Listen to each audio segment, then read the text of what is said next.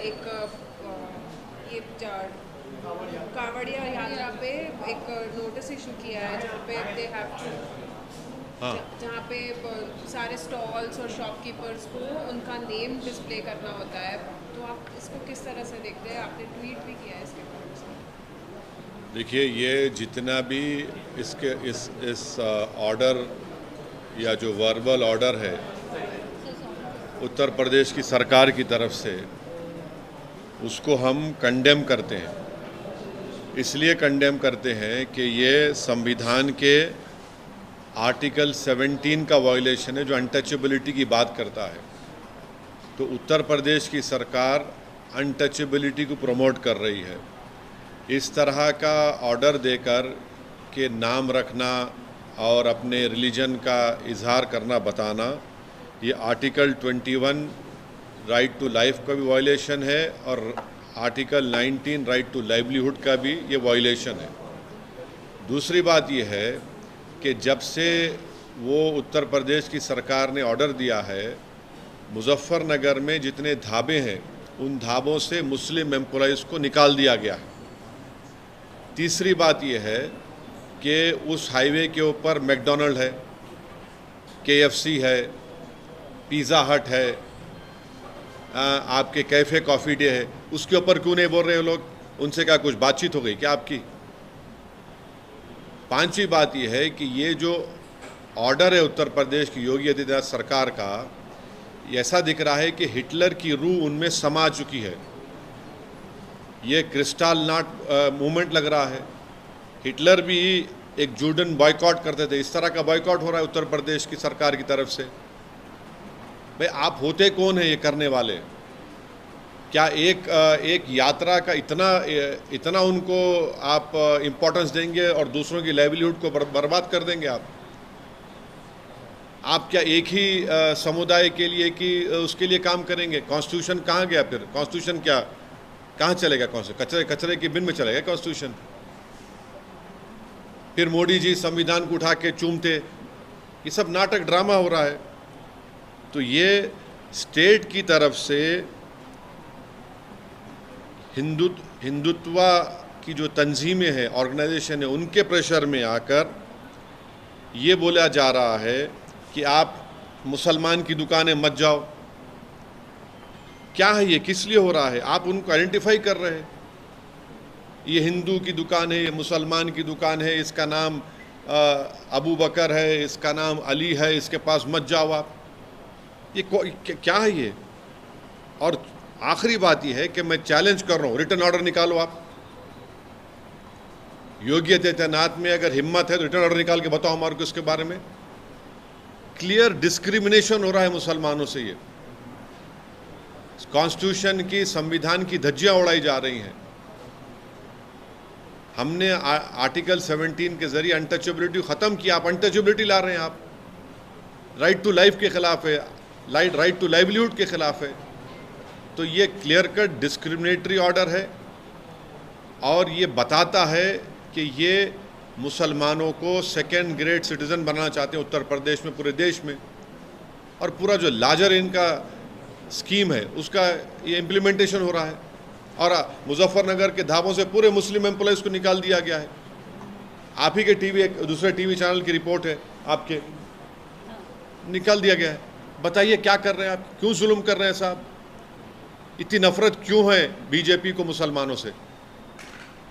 आपकी संविधान की ड्यूटी निभाइए ना आप।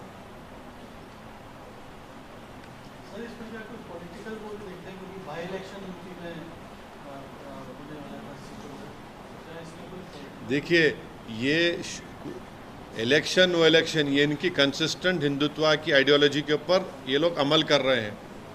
अपीसमेंट किसका हो रहा है बताइए? इस तरह का ऑर्डर निकालकर अपीसमेंट आपके वोटर का कर रहे हैं और मुसलमानों को बदनाम कर रहे हैं आप बाज़ाब्ता स्टेट गवर्नमेंट बोल रही है कि मुसलमान की दुकान पे आप मत जाइए, बॉयकॉट करिए उनका आप। और पिछले कई सालों से तो हिंदुत्व ऑर्गेनाइजेशन तो यही बोल रही है कि मुसलमानों का समाजी बॉयकॉट करो, सोशल बॉयकॉट करो। यही हो रहा है।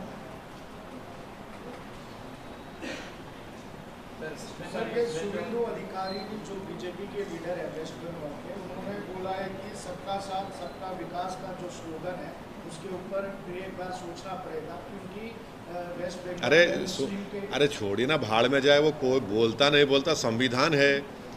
ये स्लोगन से गवर्नमेंट चलती क्या? आपका संविधान में राइट टू इक्वालिटी है, संविधान बोलता डिस्क्रिमिनेशन नहीं कर सकते आप। संविधान में लफ्ज़ माइनॉरिटी का वर्ड इस्तेमाल हुआ आर्टिकल 29-30 में, ये फंडामेंटल राइट है, ये देश का बेसिक कॉन्स्टिट्यूशन के बेसिक स्ट्रक्चर का हिस्सा है। इनके बोलने नहीं बोलने से कुछ फ़र्क पड़ने वाला थोड़ी है। ये अपनी नफ़रत का इजहार कर रहे हैं बीजेपी, और ख़ास तौर से मुसलमानों से इनकी नफ़रत अब खुल के आ रही है।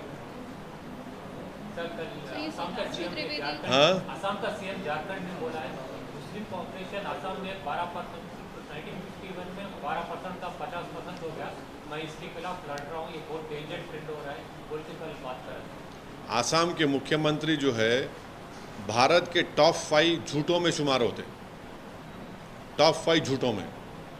और उनकी झूठ ये है कि 1951 में मुस्लिम पॉपुलेशन 24.68 था।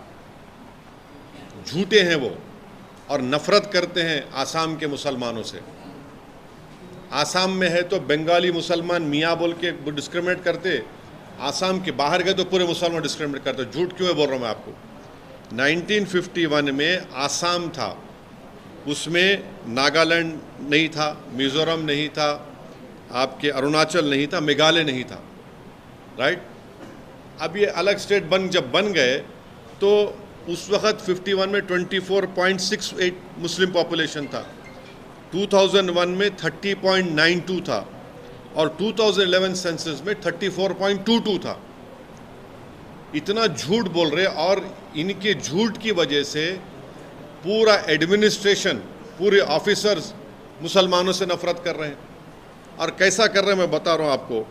वहाँ पर एक एरिया है जागीर रोड बोल के, हाई कोर्ट का ऑर्डर आ गया डिमोलिश मत करो। डीएम साहब जो है ऑर्डर नहीं मिला बोल के सिर्फ मुस्लिम हाउस होल्ड्स को, कारोबार को डिमोलिश कर दिए। आसाम में नियरली, आसाम में जो मिनिस्टर्स कॉलोनी है, ये हेमंत बिस्व को बोलो पूरे मुस्लिम लेबरर्स बनाए वो। अगर 40% है मुसलमान आसाम में, तो कौन सा आसमान गिर रहा है? अनकॉन्स्टिट्यूशनल क्या है बताओ? ये कितना अनकॉन्स्टिट्यूशनल है? क्या अनकॉन्स्टिट्यूशनल है? 40% है। पूरा तरकारी बेचने वाला मुसलमान, मच्छी बेचने वाला मुसलमान, ऑटो चलाने वाला मुसलमान, कंस्ट्रक्शन वर्कर मुसलमान। आपको नफरत क्यों इन लोगों से? ये भारत के नागरिक है ना। आप तो मुख्यमंत्री, आपको शर्म आनी चाहिए। इस तरह आप ये एक समुदाय से नफरत कर रहे हैं। तो हर जगह पर बीजेपी, किसी भी स्टेट में रहने दो, सिर्फ नफरत करना मुसलमानों से, और उस नफरत को इंस्टीट्यूशनलाइज कर देना, और अपने गवर्नमेंट में जहाँ पावर में है वहाँ पर एक मैसेज दे देना पूरे गवर्नमेंट के एम्प्लॉयज को कि आप कुछ भी कर सकते हैं मुसलमानों के ताल्लुक से। हेमंत बिस्व शर्मा ने ये भी कहा है कि it's a matter of life and कैसा लाइफ एंड डेथ है बताइए? शर्म आनी चाहिए उनको। अगर 40% मुसलमान है तो लाइफ एंड डेथ का मामला कैसा हो गया बताइए? लाइफ एंड डेथ का मामला कैसा हो गया बताइए? किससे खतरा है आपको, देश को? आप बताना चाह रहे 40% से खतरा है आपको? कितना झूठ बोलेंगे, कितना नफरत करेंगे? यानी नफरत की इंतहा कर दे रहे, डिस्क्रिमिनेशन की इंतहा कर दे रहे आप। 40% अगर, तो क्या लाइफ एंड डेथ का मैटर है बताओ? तुम हार गए लोकसभा के तो लाइफ एंड डेथ का मैटर हो गया। भारत में 14% मुसलमान का लाइफ एंड डेथ का मैटर है ये। कश्मीर में मेजॉरिटी में है तो आप लाइफ एंड डेथ का मैटर है ये। क्या मैसेज दे रहे हैं आप पूरे माइनॉरिटीज़ को और पूरे इंडिया को? क्या मैसेज दे रहे हैं आप बुखलाहट में और नफरत के मज़ाहरे बीजेपी कर रही है, फ्रस्ट्रेशन में, बल्कि क्लियर कट डिस्क्रिमिनेशन कर रही है बीजेपी। और फिर उनके स्पोक्स पर्सन बोलते हैं नहीं, वो ऐसा बात नहीं करना, ऐसा बात नहीं करना, ऐसा और फुला। और ये जो बात कर रहे हैं क्या है बोलो फिर? ये मुसलमानों को टारगेट कर रहे उत्तर प्रदेश में, उनकी दुकान पे मत जाओ, सोशल बाइकआउट की अपील कर रही उत्तर गवर्नमेंट। आसाम में बोल रहे 40% है तो ज़िंदगी और मौत का मामला है। महाराष्ट्र में आपकी सरकार है तो मस्जिदों को तोड़ देंगे हम लोग। क्या हो रहा है फिर ये? आप क्या एक पॉपुलेशन, एक माइनॉरिटी, मुस्लिम माइनॉरिटीज़ को क्या आप धकेलना चाह रहे हैं दीवार की तरफ? रेडिकलाइज कौन हो रहे हैं बताओ फिर? जी, सुधांशु त्रिवेदी जी ने जो बयान दिया जिसमें कहा कि कांग्रेस और राहुल गांधी जिस तरीके से खून और हत्या, इस तरीके के जो अपमानजनक शब्द का इस्तेमाल कर रहे हैं, उससे कहीं ना कहीं हिंसात्मक घटनाएं बढ़ेंगी प्रधानमंत्री मोदी के खिलाफ, जिस तरीके से राहुल गांधी ने बयान दिया है। मेरी गाड़ी के ऊपर 6 गोलियां चलाए उत्तर प्रदेश इलेक्शन दौरान में। कौन चलाए, किस लिए चलाए बोलो आप? कौन चलाओ बोला उनको? रोज़ मेरे को धमकियां आते, मैं अब देखना चाह रहा हूँ, मैं सेल फोन में SMS करके धमकी तेरे गोली मार देंगे। हाँ, इसका जिम्मेदार कौन है? मेरे घर के सामने आके मेरे दीवार का नाम को, नंबर पे, नेम प्लेट को काला करते, मेरी जान से मारने की धमकी देते। बोलो बीजेपी वालों, कौन भिजा रहा उनको? अब तक क्यों नहीं पकड़े उन लोगों को आप? दिल्ली में आपकी हुकूमत है ना, क्यों नहीं पकड़े उनको आप? ये चक्कर है, आप रेडिकलाइज कर रहे हैं, आपकी आइडियोलॉजी के मानने वालों को एम्बोल्डन कर रहे हैं आप, और आप दूसरों को आईना दिखा रहे हैं। अरे खुद तो अपना आईने में देख लो, चेहरा अपना कितना बुरा दिख रहा। उत्तर प्रदेश में जो बोल रहे आप यहाँ पर मत जाइए, नाम लिखिए। आसाम में 40% पॉपुलेशन की जिंदगी और मौत बोल रहे आप। महाराष्ट्र में मस्जिदों को तोड़ दे रहे। ये कौन है ये लोग? ये आपकी सरकार की वजह से ये लोग रेडिकलाइज हो चुके हैं। एक सिटिंग MP के घर पे आके आप जान से मारने का लेटर लगा के जाते हैं, फोन करते मेरे को, SMS देते, नंबर नहीं निकल रहा मेरे को। अब आप बोलेंगे पुलिस का, कितने पुलिस कंप्लेन करूं मैं? ये सब आपकी वजह से बीजेपी के, इनको बीजेपी एम्बोल्डन कर रही है इन लोगों को। नेता अगर इस तरीके से अगर बयानबाजी कर, अरे मैं इनके जो नेता जो उत्तर प्रदेश में जो बोल रहे सोशल बाइकआउट करो माइनॉरिटीज का, मुस्लिम माइनॉरिटीज का, वो क्या है बताइए? नाम बोलो, अपना नाम लिख के रखाओ। अब क्या इडली मुसलमान हो गई, वड़ा हिंदू हो गया क्या? पिज़्ज़ा मुसलमान हो गया और बर्गर हिंदू हो गया क्या? बताओ आप कर रहे हैं, सरकार में आप है, आप ऐसे ऑर्डर निकाल रहे हैं, सरकार में आप है, आपका मुख्यमंत्री ऐसा कर रहा, सरकार में आप है, वहाँ पे मस्जिदों पे तोड़ रहे वहाँ पे, और आप कुछ नहीं कर रहे। सर TMC MP ने भी NHRC को कंप्लेंट किया है मुजफ्फरनगर के पुलिस के खिलाफ, stating that shocking and other orders. देखिए NHRC is a handmaiden of Narendra Modi government. They will not do anything. Show me one instance wherein they have acted unbiasedly. Look at the record of sending reports to the international organizations. What are they doing? NHRC is completely now, they're not reacting to all these atrocities which have been committed on minorities. What is the National Minority Commission doing? When the government in power and their party and their ministers, their chief ministers are openly asking for boycott and discrimination of Muslim community and saying that Muslims population is a matter of life and death, what does that tells you? It clearly shows their hatred towards the Muslims. But sir, TMC is also raising voice now. You are also raising voice. So will you ask others also to come together to fight on this? See, you have come. I'm thankful to you that you have come to me. I can speak on behalf of myself and my party. I cannot speak on behalf of other political party. They will speak for themselves. So Will what's you your demand, sir? take this up legally, sir? And what's your demand? See, the Uttar Pradesh government is not bold enough to issue a written order. Written order you have not issued. You have issued a verbal order, and on the basis of that verbal order, the message has been sent. And what has happened in that in Muzaffarnagar, whatever dhabas are there, hotels are there, those owners have kicked out Muslim employees because of the verbal order of Uttar Pradesh government. And high-ranking IPS officer comes and says this is what the BJP government wants you to do in Uttar Pradesh. They've asked for a social boycott of Muslims, which is prohibited in the Constitution. Article 17 is there. By making such a verbal order, you have violated right to life, right to livelihood, Article 19. And please tell me why is this order not been implemented on McDonald's, on KFC, on Pizza Hut, on Cafe Coffee Day? Why not them? Why only the small hotels? And those employees who are working there, that is their livelihood. This is a clear cut. It reminds us of what happened in 1930 when Hitler was in power. This is nothing but, it reminds me of Judean boycott. Kristallnacht movement is happening in India right now. Assam Chief Minister says 40% Muslim population, a matter of life and death. Shame on him. He's one of the top 5 liars of this country. He's not telling the truth. The truth is that in 1951, Assam at that time, had 24.68 population of Muslims.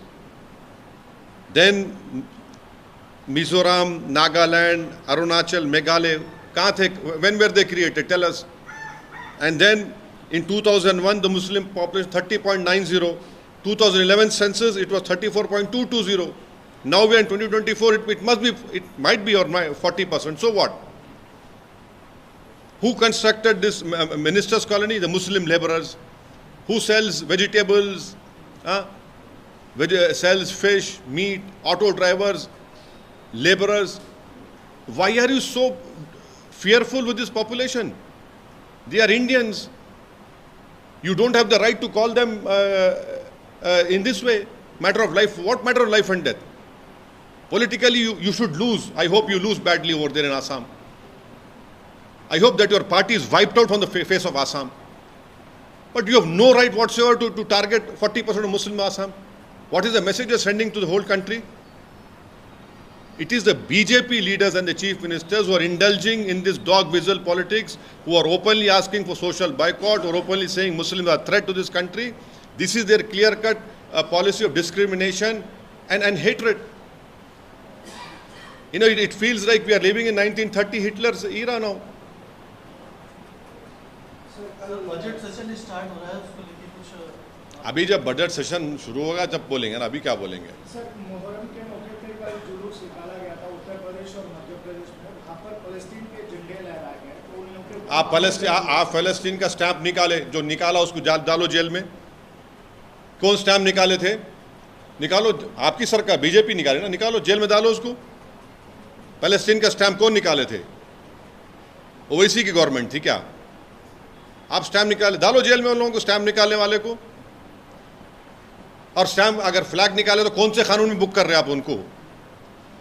America के senators आए थे, 10 senator Himachal Pradesh गए थे दलाई लामा से मिलने के लिए। वहां अमेरिका के फ्लैग लहराए, केस नहीं बुक करेंगे उनके पर तुम? मोदी गवर्नमेंट अमेरिका का फ्लैग लहराए तो केस नहीं बुक होगा, पैलेस्टाइन लहराए तो केस बुक होगा। क्या नफरत है आप लोगों को?